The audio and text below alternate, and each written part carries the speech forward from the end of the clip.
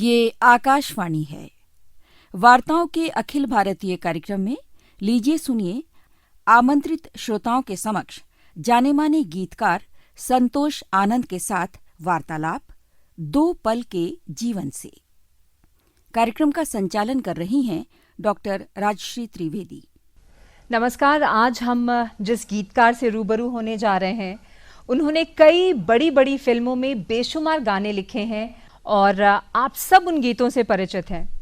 गीत संगीत की दुनिया में, मंचीय कवियों की दुनिया में एक सुपरिचित नाम है। दर्द तो है, लेकिन चेहरे पे मुस्कान है। आप ये मुस्कान हमेशा देखते होंगे। हम स्वागत कर रहे हैं सुप्रसिद्ध गीतकार संतोष आनंद का। तालियों से आप स्वागत करें इनका। संतोष जी, हम अपनी गुफ्तगू का आगाज जो है वो जिगर मुरादाबादी के एक शेर से करना चाहते हैं। जी। अपना जमाना आप बनाते हैं अहले दिल, अपना जमाना आप बनाते हैं अहले दिल, हम वो नहीं कि जिनको जमाना बना दिया। वाह वाह वाह। कुछ ऐसी ही कहानी है आपकी भी।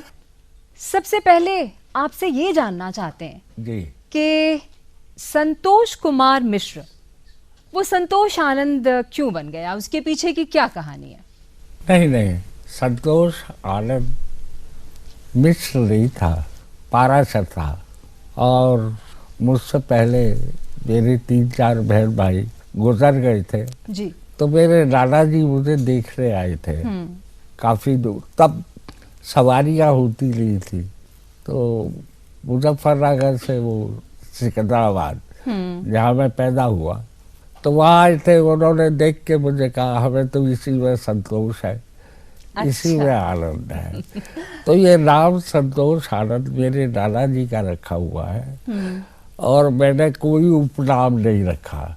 जातीय परक भी कोई शब्द नहीं है मेरे नाम के साथ। और मैं हमेशा एक बात कहता हूँ राजश्री जी, जिंदगी में सांसों से ज्यादा आदमी को प्यार की जरूरत है।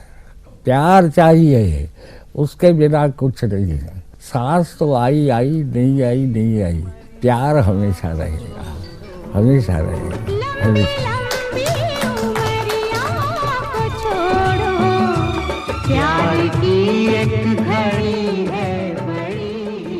मनोज कुमार जी ने ये फिल्म बनाई थी क्रांति। आपका एक बहुत ही चर्चित गीत है जो सबको बहुत पसंद है, सबके बहुत दिल के करीब है। फिल्म प्रेम रोका वो गाना, ये गलियां ये चौबारा। जी। हम जानना चाहेंगे कि इस गीत की क्या पृष्ठभूमि थी, कैसे? नहीं, पृष्ठभूमि उसने मुझे वो दिखाया, वो सेट वेट। तो जहाँ मैं पैदा हुआ था बहुत बड़ा मकान था, बहुत लंबा चौड़ा, और ऊपर चौबारा था। ये गलियां ये चौबारा, यहाँ आना ना दोबारा। ये गलियां ये चौबारा, यहाँ आना ना दोबारा। अब हम तब आए परदेसी के तेरा यहाँ कोई नहीं, के तेरा यहाँ कोई नहीं, कि तेरा यहाँ कोई नहीं है। ये गीत के लिए मैं और राज कपूर साहब दोनों रात भर बैठे रहते हैं। वो मुझे सिचुएशन बताते थे। 3 इसमें अलग अलग है। एक सखियों के लिए, एक है माँ के लिए, और एक है उस लड़के के लिए जिसके लिए अनभिज्ञ है कि ये मुझसे प्रेम करता है और मैं भी इससे करती हूँ। ये बड़ा एक अजीब सा उसके अंदर था। वो तो थोड़ा बहुत जानता भी था, ये जानती ही नहीं थी कि मैं इसको अंदर से प्रेम करती हूँ। मैं शम्मी कपूर को रिदम का मास्टर मानता था और पकड़ वाला आदमी मानता था। तो मेरे दिमाग में आया कि ये गुणी आदमी है जो मुझे सलाह दे रहा है। मैं वहाँ से उठा, वहाँ से सीधा अपने होटल में आया।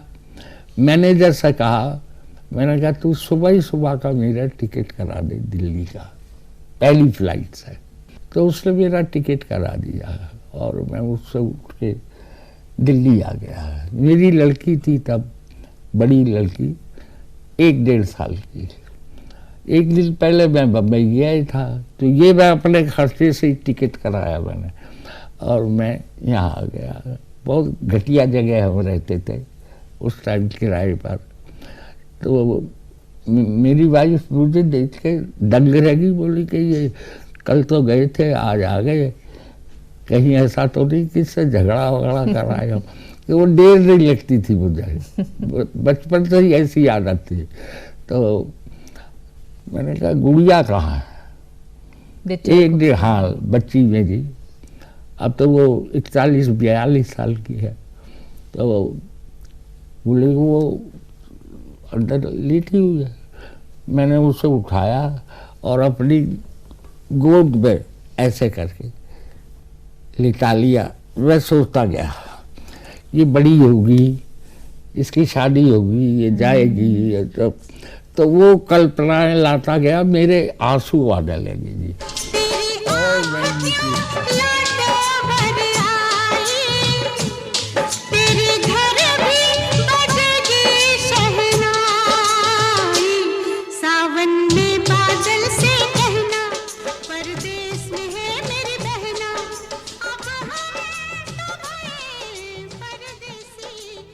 और वैसे भी दुनिया में का जो फलसफा है, आखिरी फलसफा यही कोई है किसी का नहीं कि होता। तेरा यहाँ कोई। तो लिखना कब शुरू किया? क्योंकि आपके कुछ देशभक्ति गीत भी हैं। 15 अगस्त 26 जनवरी पे आपकी जो देशभक्ति की जो कविताएं हैं आप हर साल पढ़ते रहे हैं। ये कविता का कीड़ा कहूँगा मेरे अंदर आया। मैं 9वीं क्लास में पढ़ता था, तब सामने एक अरोड़ा फैमिली रहती थी हमारे घर के, वही से उस लड़की का भाई की शादी थी। उसने कहा एक सहरा लिखना है आपने। मैंने कहा मैं तो लिखता नहीं हूँ। तो बोले किससे लिखवा दो। शहर में बहुत सारे शायर थे, कवि थे, मैं सबके पास गया। सबने कहा हाँ लिख देंगे, किसी ने वक्त पे नहीं लिखा। फिर मैंने कहा यार हेटे हो जाएंगे हम तो मैंने अकेले में जाके एक बाग के नीचे बैठ के वो पूरा सहरा ही लिख दिया। उन लोगों को बहुत पसंद आया। वो वहाँ से ये हुआ कि तू लिख सकता है। यानी शुरुआत एक सहरा लिखने से हुई। जी, नहीं किसी के सामने मैं गिर जाऊं इस बात से शुरू हुई। वही उसने बोला है अब तुझे कुछ करके दिखाना है। ये था। आपको शारीरिक तकलीफें रही हैं, लेकिन उसने आपके हौसलों को, आपके सपनों की उड़ानों को कभी भी बिल्कुल बाधित नहीं होने दिया। हम ये भी आपसे जानना चाहेंगे कि ये हौसला, ये ऊर्जा, ये ताकत कहाँ से मिलती है? आप अंदर से आता है कि तुझे कुछ करना है। ये एक बार नहीं 4 बार टूटी है मेरी टांग, ऑपरेशन हुआ है। अब ये छोटी पड़ गई, यहाँ ये ऊपर के हिस्से में तो हड्डी ही नहीं है। लेकिन फिर भी कि तुझे कुछ करना है, ऐसा नहीं कोई। मैंने आज तक हैंडीकैप्ड का सर्टिफिकेट नहीं लिया। क्या बात है, क्या बात। ये मेरे अंदर एक भावना रही नहीं जो तेरे अंदर कुछ लोग कहते हैं कि ये कमी है, तो तू अपने कर्म से इसको पूरा कर। तो मैं अपने कर्म से इसको पूरा करता चला आया और मैंने पीछे मुड़ के भी नहीं देखा। एक देहात से कस्बे से निकला, फिर छोटी नौकरी की, फिर यहाँ सरकारी नौकरी की, फिर लोग बुलाने लगे, लाल किले पे पहुंच गया। लाल किले के कवि सम्मेलन से बहुत काम हो गया। हमने पढ़ा आप गाड़ी में बैठते थे और वहां पहुंचते पहुंचते लिख डालते थे। हाँ ये सही है। समय नहीं मिलता था तो लाल किले का गीत तो मैं वहाँ रास्ते में पहुँचते पहुँचते एक बार तो ये हुआ कि अटल जी से मेरा बहुत अंतरंग था, बहुत। वो खुद भी बहुत बड़े कवि थे, प्रधानमंत्री तो थे ही, देश की शान थे आन बान। तो वो मैं जा रहा था अंदर मंच की तरफ और अटल जी वहाँ से आ रहे थे। बोले आपने कविता पढ़ ली क्या? मैंने कहा हुजूर मैं तो अभी आ रहा हूँ। वो वापस लौटे, वहाँ जाके जल्दी से ही मेरी कविता करा दी गई, हालांकि एंड में होती थी। तो कविता को सुन के तब वो गए। ऐसे ऐसे भी मेरे साथ मकाम आए हैं और इस सब में आप सबका, ये जितने यहाँ बैठे हुए हैं, इनका प्यार मुझे बहुत मिला है, बहुत बहुत मिला है। आप लोगों का मैं कितना शुक्रिया अदा। आपके द्वारा मैं पूरी यंग पीढ़ी को कह रहा हूँ भारत की, जिसने मुझे प्यार दिया है, जिसने जिंदा रखा है। मैं आज भी आपके सामने हूँ और एक बात मैं चाहता हूँ कि जब मैं दुनिया से जाऊँ तब भी काम करता हुआ जाऊँ। मुंबई कैसे पहुंचे आप उस स्वप्न नगरी में? कभी नहीं सोचा। मेरा एक दोस्त था हरी भारद्वाज, मनोज कुमार ने जब उपकार की शूटिंग की तो उसके खेतों में की थी। वो मनोज जी से मिलने गया, उसने कुछ मेरी लाइनें सुनाई तो बोले अरे इस लड़के की खोज में तो मैं हूँ। तो हरी भारद्वाज मेरे पास आया, बोले चलो तुम्हें मनोज कुमार बुला रहे हैं। तो मैं जैसे ही गया तो ऐसा लगा कि जैसे मनोज कुमार मेरा इंतजार कर रहे हैं, बिल्कुल कल्पना नहीं थी। तो वहाँ बैठ के कविता पाठ शुरू हो गया साहब। सुबह से रात हो गई थी, खाने का भी ध्यान नहीं रहा किसी को। रात के टाइम पे बंगाली मार्केट से छोले भटूरे मंगाए गए जो खाए। उसके बाद मनोज जी ने वहाँ से मुझे हवाई जहाज का टिकट भेज दिया और मैं वहाँ चला गया जी। पहला गीत लिखा था पूर्वा सुहानी आई रे। क्या ये बात, गीत क्या लिखा बात। था। तो थोड़ा सा गा के सुनाएंगे आप? आज मेरा गला थोड़ा चोक हो रहा है क्योंकि ये जाएगा सबके पास। सब लोग कहेंगे कि बट हम सब जानते हैं कि संतोष जी तो गीतकार हैं, लेकिन अगर एक लाइन आप गा के सुना देंगे कोई कुछ नहीं सोचेगा, बल्कि सारे खुश होंगे। अच्छा। देखिए सब मुस्कुरा रहे हैं इस बात पे, गा दीजिए एक लाइन।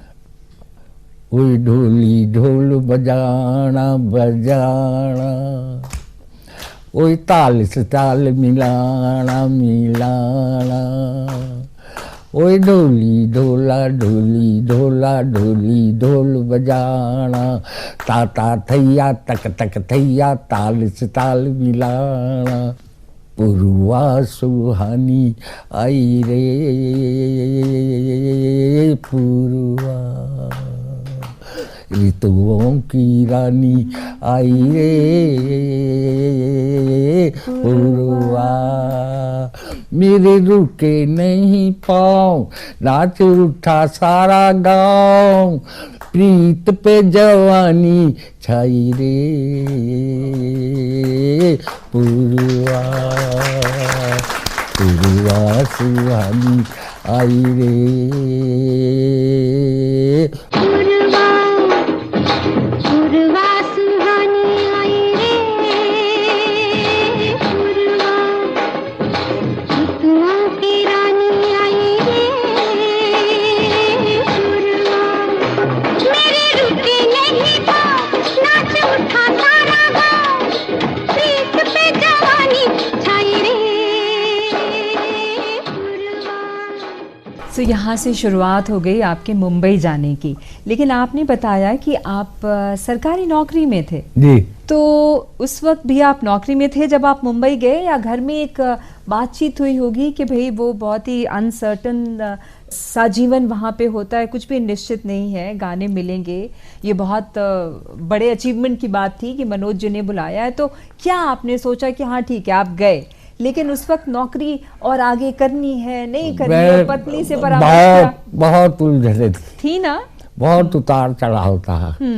मैं किसी धनाढ्य परिवार से तो था नहीं, तो ये एक साथ मैं निर्णय नहीं ले सकता था।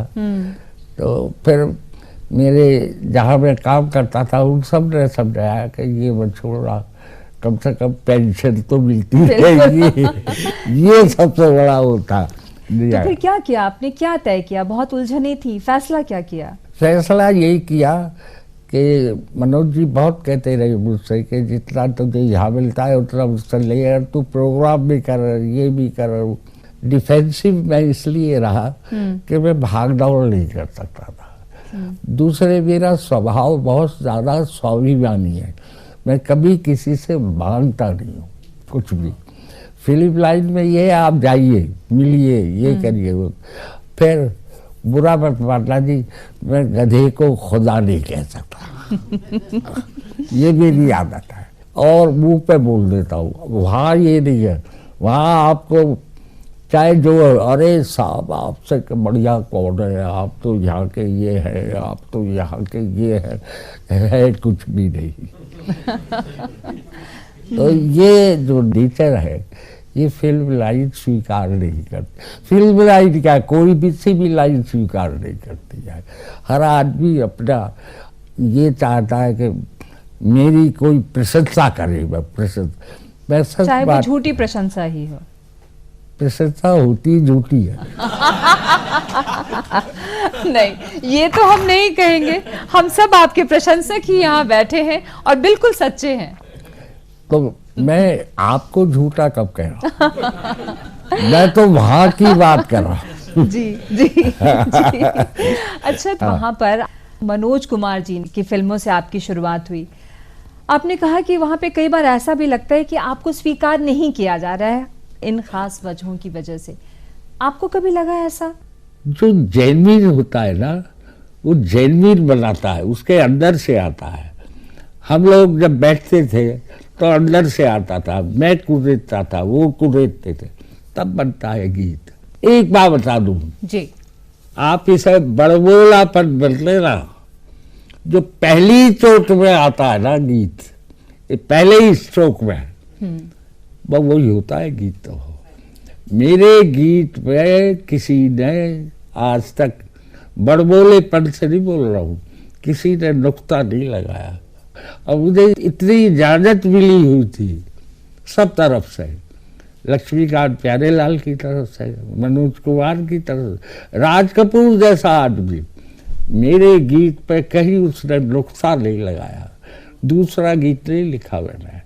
ये आप लोगों का प्यार है, आप लोगों के प्यार की बदौलत जितना भी काम किया है, मेहनत से किया है, आप लोगों की बदौलत। और मैं आपसे भी ये कहना चाहता हूँ, मेहनत से कभी मुंह मत मोड़ना, जिंदगी को अपने तौर पे जीना। आपको देने वाला बहुत बड़ा आदमी बैठा हुआ है और लेने वाला भी वही है। लेकिन अगर आपके सामने समस्या आ जाती है, समाधान उसका जरूर है, समाधान भी आप ही निकालेंगे, समस्या भी आपके ही तौर पे आई है। इसलिए मैं कहना चाहता हूँ, अपने तौर पे सोचिएगा। आपके पास तर्क है, आपके पास ही कुतर्क है, निकल जाइए। हाँ, कभी कभी ऐसा आता है, मेरे पास तो एक ऐसा बुरा अवसर मेरे पे आया, शायद दुनिया में किसी पे नहीं आया हो, फिर भी संभला साहब, सामने छोटे छोटे बच्चे थे, उनके लिए संभल रहा है, सामने पूरा हिंदुस्तान है, नई पीढ़ी है, तेरे पास एक कलम है, उसके द्वारा तू इस नई पीढ़ी को मजबूत कर सकता है। अंदर से मुझे कोई प्रेरणा आई और मैं गीत लिखता चला जा रहा हूँ, आज भी लिख रहा हूँ। फिल्म वाले अभी भी बुला रहे हैं, हाथ जोड़ कर मुझसे कहते हैं, लेकिन मैंने कहा अब जो है उतना बच के लिए दूसरे क्या है, आपका सुर मिलना चाहिए राजश्री, ये बहुत इम्पोर्टेंट आप बात मिलाएगी आपने उससे सुर। लक्ष्मीकांत जी मुझे कहा करते थे, संतोष जी यहाँ पर हर आदमी हर काम पैदा करने के लिए नहीं हुआ है, तुम गीत लिखने के लिए पैदा हुए हो, मैं संगीत बनाने के लिए। आपके गीतों में ना जिंदगी जो है वो बार बार आती है, पलट पलट कर आती है। ये बस यूं ही हो जाता है या फिर बहुत सी शिकायतें हैं जिंदगी से, क्या है? फांस दिया। बात क्या है ना, शुरू से ही कुछ ना कुछ ऐसा रहा। एक खिलाड़ी आदमी, यंग, अच्छा खेलता है, दौड़ में बहुत तेज है, वो घर पे बैठ जाए, उसकी टांग टूट जाए, यहीं से जिंदगी का संघर्ष शुरू हो जाए। तो जिंदगी और उम्र भी एक मतलब सीमा तक चलेगी, लेकिन जिंदगी हमेशा रहेगी। इसीलिए जब तक आदमी जीवित है तब तक जिंदगी कहलाती है, लेकिन वो होती है उम्र, और जो उसके बाद चलेगी जैसे यही आप ये गीत बार बार बजा रहे हैं, बार बार बजा रहे हैं, क्यों? बिल्कुल। और आपसे ये भी जानना चाहती हूँ हाँ, कि जिंदगी तेरी मेरी कहानी है। आ गए। सही बात है, वापस आ गई। आपकी तो समझ में नहीं, मतलब मुझे मेरी तो पता है। आपकी कहानी, वो में आप, मेरी, और वो तेरी कौन है? आपने पहले भी इसका जवाब मिल गया था। कुछ कौन बातें है, कौन कौन है, हमारे साथ जरूर आज शेयर करें इस बात को। हाँ, शेयर करूँगा शैलो में, शैलो के साथ चलेगा। है, कोई है, उसे तो मेरे लिए छोड़ दो। आपके लिए ही है वो, क्योंकि आपने कहा ना तेरी मेरी कहानी है। हाँ, तो अब ये समझ सकते हैं, आज की डेट में समझ लो तेरी मेरी कहानी है। ये तो सब पे जाता है, सभी पर जाता है, लेकिन वो जो है आज शायद इस दुनिया में है या नहीं है, ये भी मुझे पता नहीं है।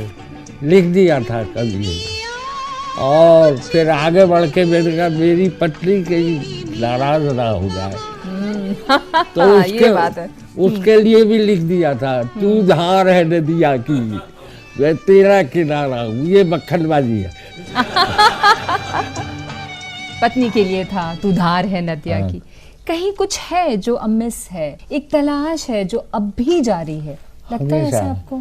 जब तक है, जब तक ये मैं मेला देख रहा हूँ जिंदगी का, ये खोज तो रहेगी, हमेशा रहेगी। वो अब गीतों में ढल गई है, लेकिन किसी की खोज तो है।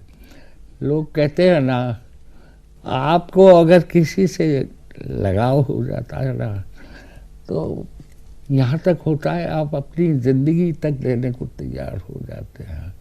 तो यही है, इसी प्रेम को आप जो है तपस्या में ढाल लीजिए तो भक्ति बन जाएगा, और भक्ति के बाद में ईश्वर बन जाएगा। आपको उसमें ईश्वर दिखाई देता है। वो आप गीत लिखते हैं, किसी को ध्यान में रख कर लिखते हैं, ये ईश्वर की खोज है, ईश्वर की प्राप्ति है। मैं तो ऐसा मानता हूँ साहब, मैं खोज में था, खोज में रहूँगा, और चला भी जाऊँगा ना, तो मेरे गीतों को सुन के आप भी खोज में रहेंगे। देखिए क्या ना। बात है, क्या बात है, बहुत सुंदर। संतोष जी कहते हैं कि नाम का बड़ा प्रभाव होता है इंसान के ऊपर। आप खुद से कितने संतुष्ट हैं, या आनंद? आनंद को तो छोड़ दीजिए, आनंद तो उसी समय रहता है जब तक गीत लिखते हैं आप। बाकी कोई आनंद मेरी जिंदगी में ना आया, और आया भी तो मैंने उसे पूरी तौर पर स्वीकार नहीं किया, क्योंकि आनंद क्षण भंगुर है, थोड़ी देर के लिए होता है, फिर चला जाता है। उर्दू में मज़ा कह लेते हैं उसे, मज़ा आ गया साहब। अब आप जो है अरबों रुपया खर्च कर लीजिए, मज़ा नहीं आएगा। आ जाएगा तो यही मुफ्त में आ जाएगा। तो ऐसी चीज़ है मज़ा और आनंद। हाँ, संतोष जो है ये एक ऐसी चीज़ है जो अमर है और अमिट है। आप नहीं भी करना चाहें तो भी आपको संतोष करना पड़ता है। प्यास नहीं बुझनी चाहिए। अगर आपकी प्यास बुझ गई ना, तो आपकी ललक लगन सब कुछ बुझ जाएगा। आप जो है कुछ किसी चीज़ की तलाश में नहीं रहेंगे। आपको गीत की तलाश है, आपको मीत की तलाश है, आपको प्रीत की तलाश है। तो ये सारी तलाशें तभी होंगी जब आप प्यासे रहेंगे। मैं यही सोचता हूँ, वो है कहाँ, वो है कहाँ, है भी कि नहीं। इस चीज़ के अंदर मेरा गीत बन जाता है साहब, सच बात कह रहा हूँ। आपको अगर ये बात नहीं रहेगी, अब मुझे इस ऑल इंडिया रेडियो से क्यों प्यार है? सबसे पहले यही लाल किला और ये ऑल इंडिया रेडियो, यहीं से हमारा बढ़ा। 15 रुपये हमको मिलते थे, 15 रुपये का चेक, और सामने रिजर्व बैंक था, वहाँ जाके खुला के लाते थे। और जो यहाँ दोस्त लोग होते थे उसके साथ बैठ के, ये पीछे ही आपके समोसे की और उसकी दुकान थी, वहाँ पर बैठ के अपना चाय वाय पी के तृप्त होकर यहाँ से निकलते थे। बहुत अच्छा लगता है। आपको हमेशा अपना बचपन सबसे अच्छा है। लाल किले की बात हुई तो मुझे याद आया, एक देशभक्ति कविता सुना देना हमें अपनी। देशभक्ति जी, बहुत सारे गीत हैं मेरे। अभी एक फिल्म आई थी और वो आज भी बहुत लोकप्रिय हो रही है, उसके गाने बड़े लोकप्रिय हो रहे हैं, तिरंगा। तो उसी का एक बंद सुना दूँ। जरूर। ये आन तिरंगा है, ये शान तिरंगा है, मेरी जान तिरंगा है, मेरी जान तिरंगा है, अरमान तिरंगा है, अभिमान तिरंगा है, मेरी जान तिरंगा है, मेरी जान तिरंगा है। हमको जो करना है वो तो करके ही हम जाएंगे, हमको जो करना है वो तो करके ही हम जाएंगे। आने वाले कल फिर आकर मौसम नया बनाएंगे, मौत फरोशों से कह दो अब उनको हम दफनाएंगे, अपने अपने नापों का वो खुद ही कफन सिलाएंगे।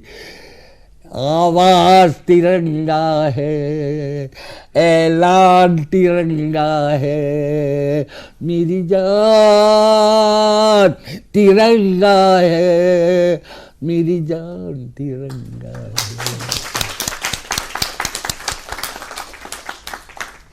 संतोष आनंद बनने के लिए क्या ये ज़रूरी होता है कि आप गमों की पगडंडियों से लगातार गुजरते रहें, या फिर कहीं कोई खुशी भी यूं ही मिल जाती है? देखिए, ना तो गम नज़र आते हैं और ना खुशी नज़र आती है।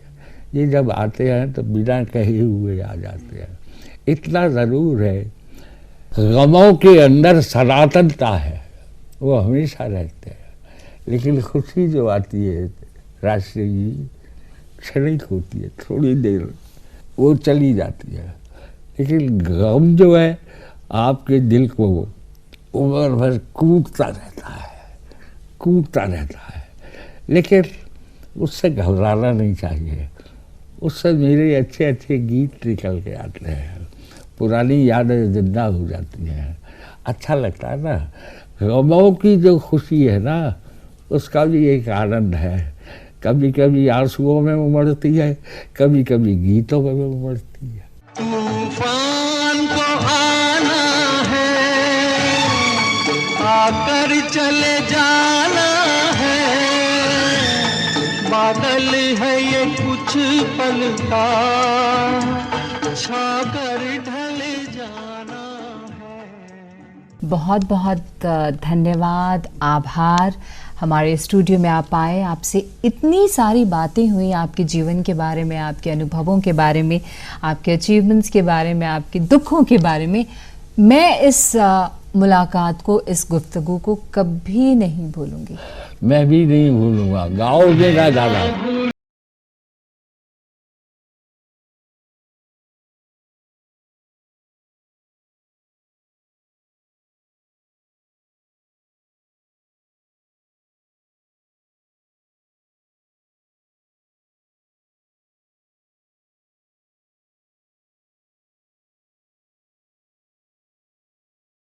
दो पल के जीवन से वार्ताओं के अखिल भारतीय कार्यक्रम में अभी आप आमंत्रित श्रोताओं के समक्ष जाने माने गीतकार संतोष आनंद के साथ ये वार्तालाप सुन रहे थे। कार्यक्रम का संचालन कर रही थीं डॉक्टर राजश्री त्रिवेदी। प्रस्तुति सहयोग नईमुल्ला खान और सुषमा विश्वास का था और प्रस्तुतकर्ता थे रामावतार बैरवा। ये कार्यक्रम आकाशवाणी के दिल्ली केंद्र से प्रसारित किया गया।